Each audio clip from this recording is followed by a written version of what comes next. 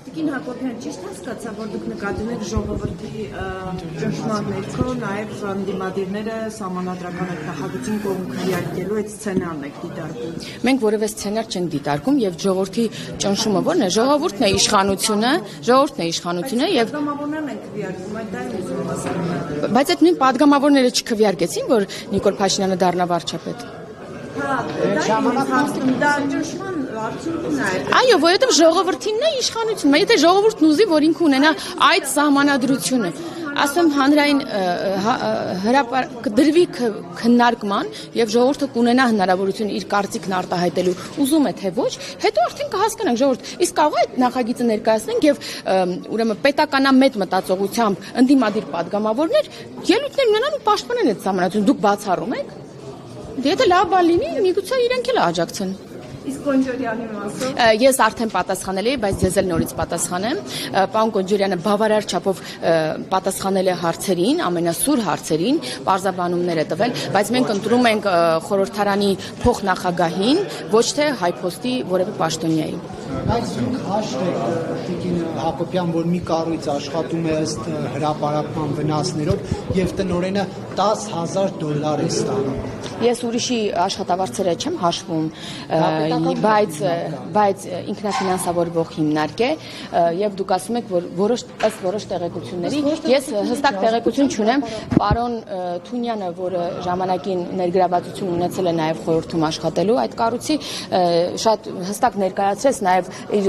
հիմքերը փոխանցեց Նարեկ Կարապետյանին, եկեք ես հիմա հստակ բանել չկա, որ ինչ որ դա էլ եմ պատասխանել, պարոն Մակարյան, դա էլ եմ պատասխանել ցանկացած բռնություն, խուլիգանություն, խստիվ դատապարտում եմ եւ գործ է հարուցված երկու դեպքով էլ եւ բռնության եւ ենթադրյալ ուրեմն խուլիգանության, այնպես որ համակարգը կորոշի թե ով ինչ է արել եւ բոլորը պետք է պատասխան տան, իհարկե։ Կանադայում էր, որտեղ էր վարչապետի հեռավոր ազգականի հետ ինչ-որ կոռուպցիոն վերջնական բաներ չկար, կասկածներ կային, վարչապետը բան արեց, հրաժարական տվեց, հիմա այստեղ տեսնում ենք փոխնախագահի թեկնածուի կինը այս աղքատ երկրում $10,000 է ստանում, եղբայրը պարեկների ուղեկցությամբ հայոյելով ման է գալիս, այսինքն պարեկները հովանավորում են, որ ըստ էության հայոյող Ավետ Կոնջորյանին խաթրին կպնող չլինի, եւ դրանց զուգահեռ մենք տեսնում ենք, որ ելի այսպես պաշտոնյական առաջխաղացում է լինում պարոն Կոնջորյանի համար, չպետք է սա արդյոք հաշվի առնել։ Ես նկատում եմ, որ 2 օր է պարոն Կոնջորյանի միակ քննադատությունը նրա մտերիմների մեկի մասնագիտական գործունեությունը, մյուսի ենթադրյալ մեղավորությունը, պարոն Կոնջորյանի հետ պարոն Կոնջորյանի տիկնոջ հետ կապված նրա գործունեությունն է, չէ՞ որ նա աշխատավարձի թեման է։ Այսինքն պարոն Կոնջորյանի հետ կապված ուրախ եմ, որ պարոն Կոնջորյանի հետ կապված որևէ քննադատություն չի հնչում եւ թիրախային հարցին պատասխանելով ասացի, որ չեմ հաշվում մարդկանց աշխատավարձերը, չեմ կարող գնահատել դա համահունչ է իր կատարած աշխատանքին թե ոչ, դա կարող եմ ասել։ Իսկ այս աղքատ երկրում լրագրողներն էլ վատ չեն վարձատրվում եւ սա բնավ աղքատ երկիր չէ, սկսենք այդտեղից։ Բայց օրինակ հեչի աշխատավարձերը հաշվում եք։ Դուք 5 միլիարդ պարգևավճար եք կես տարի մեկ հատկացնում ձեզ, ինչու պետք է ձեզ համար աղքատ լինի, Տիկին Հակոբյան։ Այդ ճակերտավոր աղքատ երկրի քաղաքացիներն են օգտվում այդ հավելավճարներից, դուք գիտեք նաև, որ նոր համակարգ է ներդրվել աշխատավարձերի բարձրացման համար, որպեսզի համակարգը նաև գրավիչ լինի, շատ լավ կրթությամբ, մրցակցային լինի աշխատավարձը մարդկանց համար, ու դուք գիտեք, որ վարչապետի հրապարակմանը ի պատասխան այսօր հրապարակվեց, որ շուրջ 1200 դիմում է եղել ռեյտինգային ամենալավ աշխարհի համալսարաններից, տարբեր մասնագետների ուրեմն ներգրավվածության ցանկության մասով, այդ թվում ոչ Հայաստանի Հանրապետության քաղաքացի հանդիսացող մարդկանցից եւ ազգությամբ ոչ միայն հայերից, եւ սա նաեւ պատճառն է միգուցե այդ աշխատավարձերի վերանայման սա կարող եմ ասել։ Ձեր ուղղված թիրախային հարցից կարող եմ որպես լրագրող մտահոգում ուղղել, որ ձեր խոսքից դրանից հետևում է, որ անձը ներկայացնում է ինքն իրեն, նրա դեպքում պարոն Հայկ Կոնջորյանը եւ պատասխանատու չէ իր ընտանիքի անդամների գործունեության, կատարած ենթադրյալ հանցանքների եւ այլնի մասով։ Եվ քաղաքացիական պայմանագրի կուսակցությունը, խմբակցությունը չի դիտարկում ընտանիքի անդամների հետ կապված այս զարգացումները, նրան ազգային ժողովի փոխնախագահ չընտրելու հետ կապված որպես ոչինչ։ Ես ինքս մտածում եմ, այո, ցանկացած չափահաս մարդ իր համար է պատասխանատու, բայց մյուս կողմից պետք է հասկանանք, որ մենք պաշտոնյաներ ենք եւ թիրախավորված ենք եւ ուշադրության կենտրոնում ենք։ Ես ինքս էլ երբեմն իմ օրինակ քրոջը կարող եմ ասել մեկնաբանություն մի գրի, որովհետեւ ես ինչի պետք է սահմանափակեմ իմ քրոջ մեկնաբանություն գրելու, չէ, ազատությունը։ Բայց գուցե դա նորմալ է, չէ՞։ Ուզում եմ ասել, որ այսպես միանշանակ չեմ կարող ասել, որ այո, բայց նաև այո։ Իսկ այո, չպետք է թիրախավորվեն մեր հարազատները, հատկապես հիշում եք, որ ձեր գործընկերներից մի լրատվամիջոց իմ անչափահաս դստեր լուսանկարներ հրապարակել քաղաքական հոդվածի ներքո, բայց լրագրողներից օրինակ քննադատություն այդպես էլ չտեսի։ Պարոն Կոնջորյանին փոխնախագահ չընտրելու խոչընդոտ Մենք վարչապետը նաև հայտարարեց, այդ նույն հարցը լրագրողները տվեցին վարչապետին, մենք վերանայում չունենք, հեսա պարոն Կոնջորյանի արդեն հասնում ենք եզրափակիչ ելույթին եւ ես վստահ եմ, որ պարոն Կոնջորյանը կընտրվի, նա լավագույն փոխնախագահի թեկնածուն է եւ վստահ եմ, որ շատ լավ փոխնախագահ կլինի։ Հակոբյան, եթե քաղաքական գործիչը պատասխանատու չի մերձավորների ընտանիքի անդամների արածների համար, բադակայք շուտ ասեիք Մհեր Սեդրակյաններին, Շմայիսներին, Սուրիկ Խաչատրյաններին եւ մնացածին անընդհատ չհիշացնեինք իրենց ընտանիքի բարեկամների, եղբայրների, արածները։ Լևոն Քոչարյանը, որովհետև եկել է եւ падգամավոր է հիմա, եւ ինքն է վերցրել իր վրա այդ պատասխանատվությունը եւ ես դեմ եմ ընտանիքի անդամների թիրախավորմանը։ Բայց վարչապետը Քարոզարշավին Գագիկ Ծառուկյանի տղային չեմ ուզում խուսափեմ, որը քաղաքականության մեջ չկա։ Չեմ ուզում էլի խուսափեմ պատասխանից, հեսա ամբողջը պատասխանում։ Ես ինքս դեմ եմ, որ ընտանիքի անդամներին թիրախավորեն, ձեր նշած մարդկանց օրինակ նույն Լևոն Քոչարյանը հենց հիմա падգամավոր է, ինքը ես ելույթով եմ անդրադարձել այն ժամանակ, ինքը եկել է եւ առերեսվելու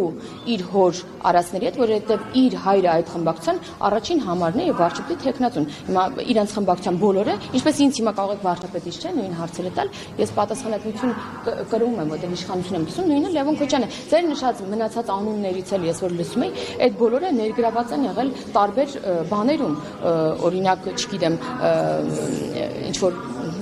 ապօրինություններ եւ այլն եւ նրանց հանդեպ օրինակ այդպես է դուք այդ նախկին իշխանությունների օրոք դուք չեք տեսել հարուցված գործեր, չեք տեսել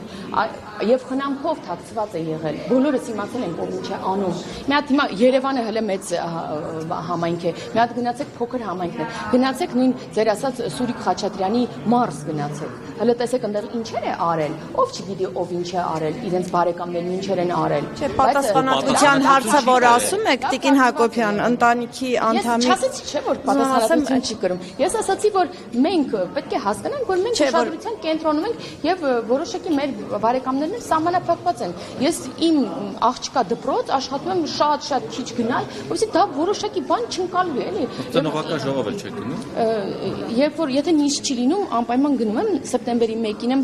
անպայման գնում նաեւ, որ աղջիկս իրեն վատ չզգա, բայց ամեն առիթով չեմ գնում եւ Տիկին Հակոբյան, դպրոցել հարցրեք, որովհետեւ առավելություն չունի դպրոցը։ Հետևյալն է, եթե դուք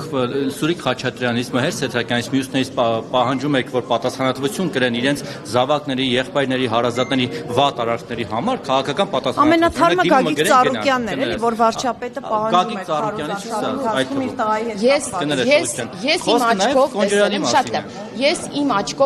է Ես իմ աչքով տեսել եմ, որ քաղաքացի եւ մեր կուսակցական ընկեր Ավետ Կոնջորյանը բռնության է ենթարկվել մի քանի անձանց կողմից։ Դա տեսել եմ։ Դրան նախորդել է խորհրդանական արդարացնում են։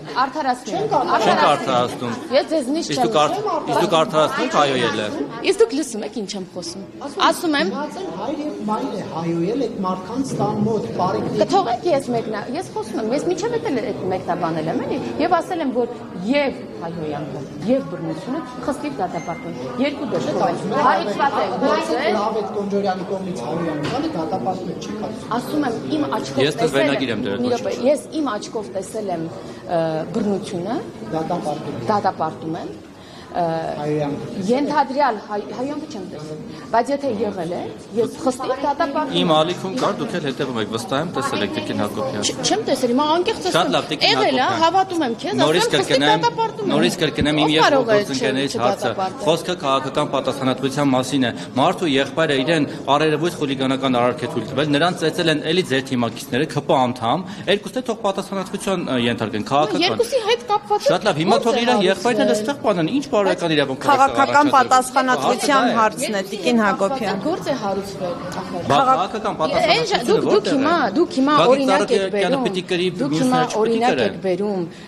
մարդկանց, որոնց հետ կապված որևէ գործ ժամանակին չի հարուցվել եւ ինչ ուզել արել են։ Վատ արել, շատ վատ են արել։ Նույն ձեր Չարենցավանում։ Շատ վատ են արել։ Ձեր եւ իմ հարազատ Չարենցավանում։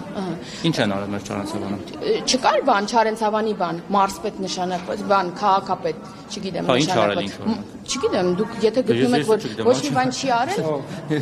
Մարզպետ կամ քաղաքապետ եթե կա որ Բարոյական որ դուք չեք նկատել արված բաները։ Դե որ նկատել եք ուրեմն գործ հարուցվել է իրենց բարեկամների արածների հետ կապված։ Հիմա ասեմ գործ է հարուցվել ժողովուրդ։ Խոսքը քաղաքական պատասխանատվության մասին է։ Համակարգը քննի գործ է։ Քաղաքական պատասխանատվություն կրելու են իրենց հարազատները, իրենց զավակների եղբորը, որը չէ։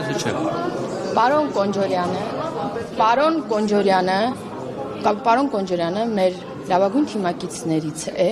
շատ պատասխանատու պաշտոնի է հավակնում եւ ես վստահ եմ, որ նա ուրեմն